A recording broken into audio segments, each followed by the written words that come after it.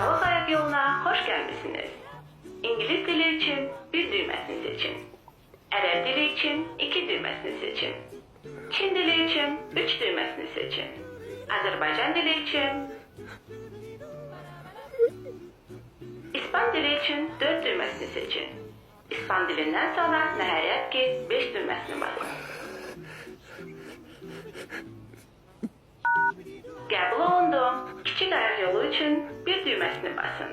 Qarın ağrıları için 30 km uzaklıkta yerleşen xəstəxanaya müraciət edin. Böyük ayaklı yolu için 2 düğmesini basın. Qəbul olundu. 2 manat ödeyin. Təəssüflər olsun ki, bugün bazar günü olduğuna göre ayak yolumuz işləmir. Bunu bəyəkdən deyən də! Esnaf! Esnaf! Esnaf! Bu ne de qardarsının karakterini dəyişdi.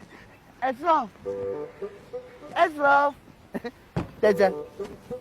Esnaf!